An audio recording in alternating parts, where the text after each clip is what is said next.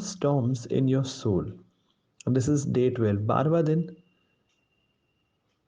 और इसका जो टॉपिक है, जो शीर्षक है, वो है कि अपने रूह में उठते हुए तूफानों को शांत करिए। सबसे खास बात शुरू में बता देता हूँ। What you are willing to let go in order to find that which is far superior. आप क्या तैयार हैं कुछ ऐसी चीज़ों को जाने देने के लिए ताकि आपको वो मिल सके जो उस चीज़ से जिसको आप जाने दे रहे हो कहीं ज़्यादा उत्तम है, कहीं ज़्यादा बेहतर है, कहीं ज़्यादा उम्दा है। What are you willing to let go in order to find something which is far far more superior? आप क्या छोड़ने को तैयार हैं उसको पाने के लिए जो कि 1000 गुना ज़्यादा उत्तम, बेहतर और उम्दा है। हम लोग ये सीख रहे हैं कि कैसे हमारे रूह तक जाने के बहुत सारे रास्ते होते हैं। There are 5 gateways actually. वो इंद्रियां यानी हमारी आंखें, हमारी कान, हमारे सूंघने की क्षमता, हमारे स्वाद को चखने की क्षमता और हमारी छुअन। It means that eyes, ear, smell, taste, touch, everything that our soul becomes from the womb to the tomb is actually downloaded as information to our soul through our senses. जो भी हमारी रूह बनती है माँ के गर्भ से लेकर हमारे कब्र तक जाने में, वो सारी बातें, वो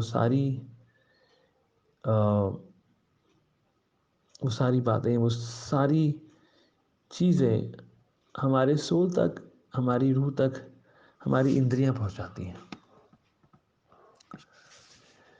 अगर आप पौलुस का जवाब देखें ना, जब उनकी पानी के जहाज़ की धज्जियां उड़ी, 13 दिन 13 दिन तक एक ऐसी नदी, अ रेजिंग सी, 13 दिन तक ना रोशनी, ना तारे, ना चांद, ना सितारे और डेफिनेटली कोई इलेक्ट्रॉनिक्स तो नहीं थे तब। उत्पत्ति 1 उसकी 14 आयत में लिखा है कि लेट देयर बी लाइट्स। खुदा ने बोला let there be lights in the firmament of the heaven to divide the day from the night and let them be for signs and for seasons. जब चांद और सितारे बनाए ना, वो इसलिए बनाए गए ताकि इंसानियत को अंधेरों में राह दिखा सके। और ये इसलिए भी, ये एक इस तरीके से फोर शैडो है, ये इस तरीके से तुलना है यीशु मसीह जो रोशनी बनकर आया हमारे इस अंधेरे जहां में। अब जानते हो कहानी क्या है। पौलुस रोम देश की तरफ जा रहा था और कम से कम 270 से ज़्यादा सेलर्स थे, सोल्जर्स थे और प्रिजनर्स भी थे। और ये एक बहुत ही ज़बरदस्त, बहुत ही हुड़दंग तूफान में फंस गए। हवाओं ने इनकी जहाज़ की धज्जियां उड़ा दी। और लिखा है जब कई दिन तक ये होते रहा, ना सूरज दिखाई दिया, ना तारे दिखाई दिए तो उनकी उम्मीद जाती रही। किसी भी सेलर के लिए, किसी भी जहाज़ी के लिए, किसी भी कप्तान के लिए एक ऐसा आसमान जिसमें कोई तारा नहीं है, इसका मतलब होता है कि उसके पास कोई दिशा निर्देश नहीं है। There is no way of navigating for a day और टू और day 3 probably it can be awful but it can be manageable। लेकिन अगर आप बात कर रहे हैं, अगर 2 या 3 दिन की बात करो, ऐसा हो तो काम चला सकते हैं। लेकिन अगर आप 13-14 दिन की बात कर रहे हैं, then it is a disaster. फिर तो ये बहुत ही ख़राब बात है, क्योंकि वो समुंदर, वो दरिया, उनका कोई उनकी कोई सीमा ही नहीं होती। पौलुस इसी जहाज़ पर बंदी के रूप में था, और उसके भी दिलों में, उसकी भी जो इच्छाएं थी, जो भाव थे, वो ऐसे ही थे। बाकी सारे लोग भी परेशान थे, और जब पानी के जहाज़ों में इतनी उथल पुथल मचती है तो बहुत ज़्यादा मन खराब होता है। And as the days pass by, everybody, all the men lost hope.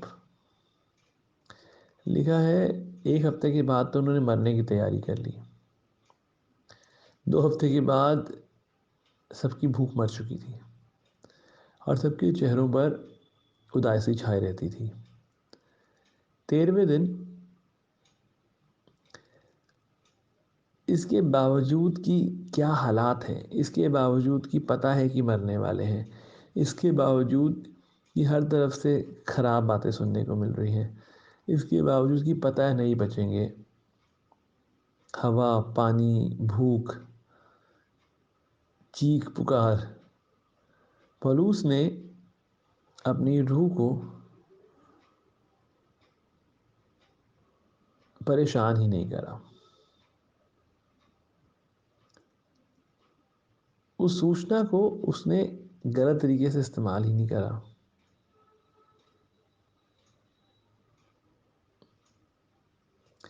आपको पता है, एक सोल और स्पिरिट में फ़र्क होता है। ये मैं आपको समझाना चाहता हूँ।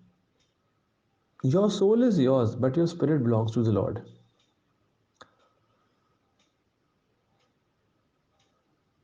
अब see, your spirit is a deeper connection with the lord. Your soul is your humanity, जो आपको आपके इमोशंस फील करना सिखाती है।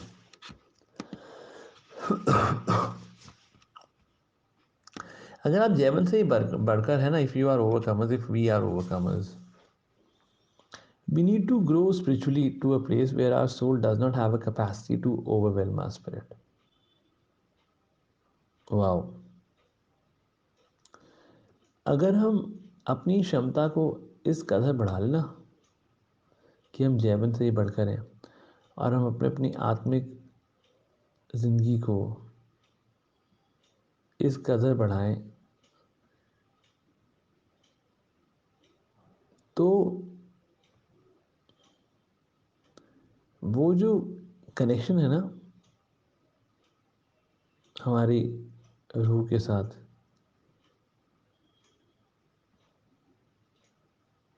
वो कभी ख़राब नहीं हो पाएगा। शायद इसी बात को समझकर अपनी रूह को नहीं टूटने दिया पौलुस ने, और उन लोगों को उत्साहित किया। उसने बोला, I urge you to take heart, for there will be no loss of life among you but only of the ship. और ये कलाम हमारे एंकर ट्रीशा का एक सिद्धांत भी है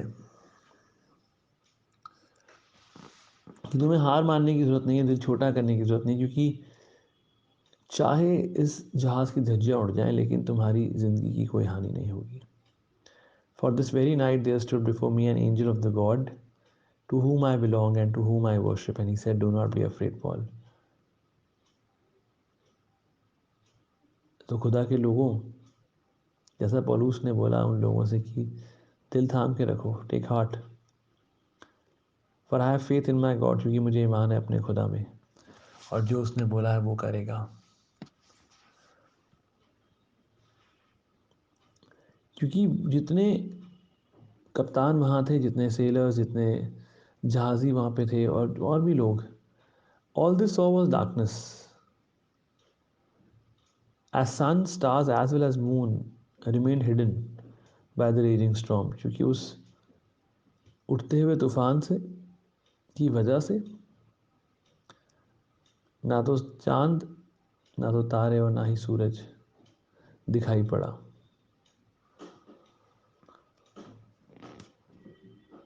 पौलुस ने अपनी आत्मिक आंखों से देखा, अपने आत्मिक कानों से सुना कि आखिर चल क्या रहा है उस आयाम में। Paul saw the angel of God and heard the message of the Lord. अपने उस शब्द के साथ तैयार होकर उसने खुदा के फरिश्ते को देखा और उसके कलाम को सुना। अपने आप को कलाम के साथ तैयार करके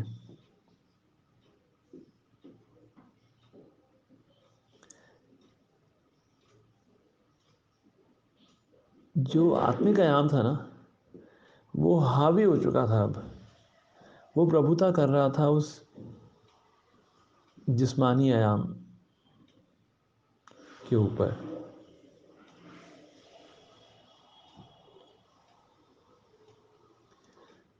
पौलुस ने इस बात को विटनेस किया, पौलुस ने इस बात को खुद देखा और समझा कि जो बातें इस ज़मीनी आयाम में होती हैं, it can be controlled by our capacity to see and hear things in the spiritual realm. आपके ज़मीनी आयाम में जो चीज़ें होती हैं वो आप संभाल सकते हैं, आप संभाल सकते हैं आपकी क्षमता के द्वारा। आपकी क्या क्षमता है आत्मिक आयाम को समझने की, उस पर निर्भर करता है कि आप ज़मीनी आयाम में कितनी बड़ी मुश्किल को संभाल पाएंगे।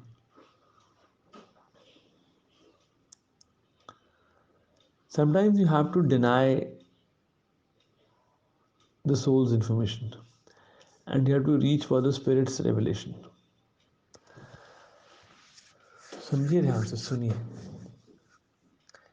जो कुंजी थी यहाँ पे वो है, वो जो कुंजी है वो इस बात की है कि किस तरह से वो जो सूचना है, जो आपकी निजी रूह तक जाती है,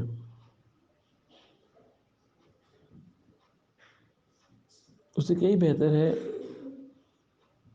जो आपको आत्मिक प्रकाशन दे जाती है। 13 दिन के अंदर पौलुस के रूबरू होने, खुदा से रूबरू होने की वजह से चीज़ें बिल्कुल बदल गई। Paul's encounter with God changed the outcome for everyone. पौलुस रूबरू हुआ, लेकिन उसके बाद से जितने लोग थे